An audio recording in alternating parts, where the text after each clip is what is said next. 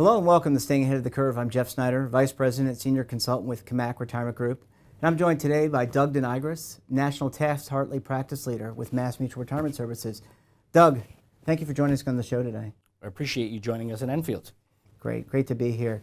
So the labor unions and their members serve a critical part of our economy. And I wanted to get a sense, for the audience's sake, what the current issues are around the trades.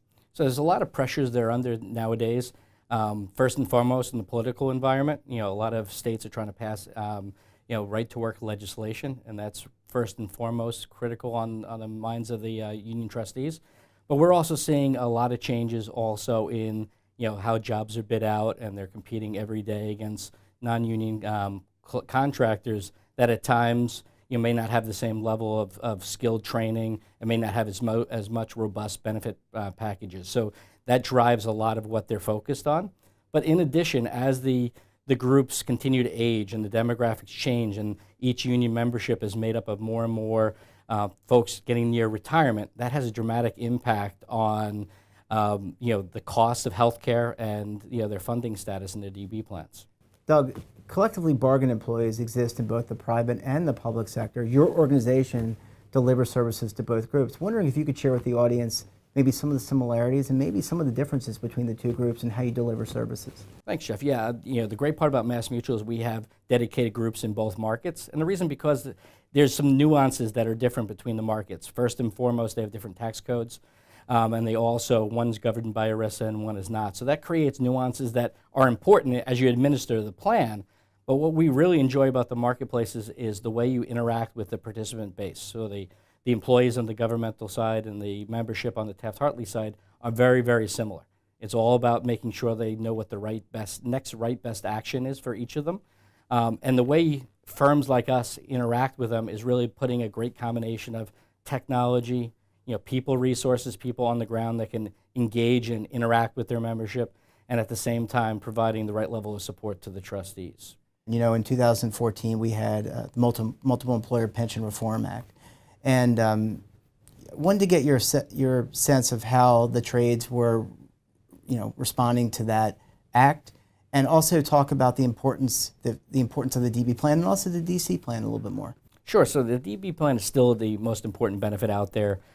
We still see folks continue to try to maintain that benefit, but as collective bargaining agreements come up and they're ready to be negotiated, we're seeing more prominence placed on the DC programs. We're also seeing alternate benefit structures where they may, for newer employers, focus more on a traditional DC model and may not have those retirement contributions be allocated to the DB plan to allow new employers to join the program in a situation where the DB plan may be less than adequately funded. And thanks for sharing that, Doug. I mean, I think that it's obviously an important benefit, and we're seeing something similar happen on the public sector side too, where there's maybe a reduction in benefit for new employees, and see the DC plan become even more prominent.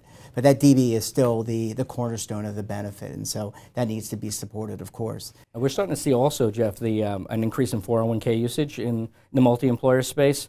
Traditionally, with with some of the complexity around collecting data, on average, it'd be 40% of the population would have DC plans. That's starting to grow. Even some plans are starting to do auto enrollment, which was not very prevalent in the Taft-Hartley space, and a handful of plans are starting to also add Roth K contributions to enhance the benefit and the ability for their membership to contribute to the plans. Taft-Hartley plans kind of have some challenges from a record-keeping and administrative point of view, and I wonder if you could share maybe some of the technological nuances and things that are necessary in order to track, for example, multiple employers. People may work for multiple employers while serving in a labor union. So I wonder if you could share some of the challenges and how you attack those challenges. Absolutely. I'm an ops geek, so I grew up in doing the administration side of the business before taking a larger role, and that has always been the challenge: is how do you work with a bunch of individual employers that are not the same as you would see in the corporate structure. So if you had a corporate plan, with many different locations, they share a common payroll system, share a common HR platform.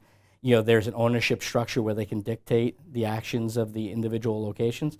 On a multi-employer side, these are participating employers that are signed on to the collective bargaining agreement. They have different levels of sophistication when it comes to technology. They have different levels of knowledge and different size organizations.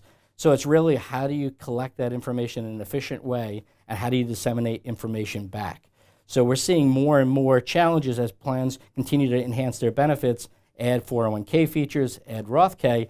How do you collect that information in an effective way? And then when people make elections, how do you disseminate it to all the employers?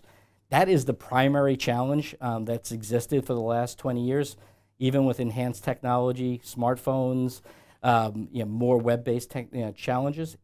Doing it in a secure way and being able to communicate the information to the various employers is still the #1 challenge in this business that we're all trying to tackle. And as a reform record keeper, I can tell you I agree that administration is a key element of what we do and how we deliver service. So hopefully the progress will continue in terms of administration and record keeping and getting people to send information back and forth. I think the one enhancement that we've seen is really on the educational front. Historically, you would see in multi-employer plans, you do one meeting periodically at the union hall. Hope you have people show up to the meeting and help with the education. We're starting to see a lot more participation with the participating employers, allowing firms like MassMutual to come on site, do live education, do a lot more one-on-ones in the union hall, have people come in with their spouses to get one-on-one guidance and education. I think we've made huge strides in that front, using tools like whiteboard videos, webinars, different ways to engage the membership. YouTube videos, the next generation of millennials is all about short, quick hit videos, 2 to 3 minutes.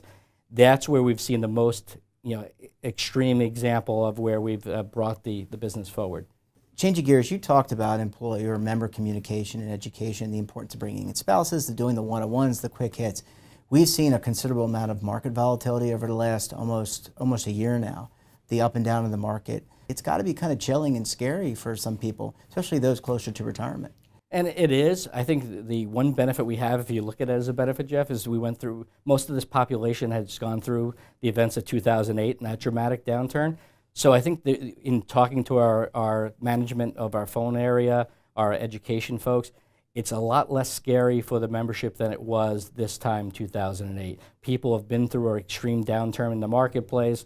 They saw it bounce back. So I think this time they're taking much more of a wait-and-see approach, let the market ride it out, unlike in 2008 where we saw huge inflows into stable value, and a lot of those members hurt themselves by capturing their downside loss and never participating back in the upside. So I think they're much more open to the conversations with our call center representatives as well as our education folks to stay the course, stay diversified, use the tools that are out there to make sure that they're not just fleeing the safety and doing it at the improper time. And now 8 years later, the target date fund or the multi-asset allocation fund has been seen even more prominent. So hopefully that's helped a little bit in riding some of these volatile markets out. I think it helps them at least understand what their time horizon to retirement is, especially in plans that use them as QDIAs. You're picking the appropriate fund for when you're about to retire, and it gets more conservative over time without you doing anything. So that gives some people the feeling that they're getting some professional asset management, they're doing it in the right way, and they're at less risk of having one particular fund have an issue that results in a negative impact on their retirement. Doug, this has been very interesting. I want to thank you for joining us on Staying Ahead of the Curve today.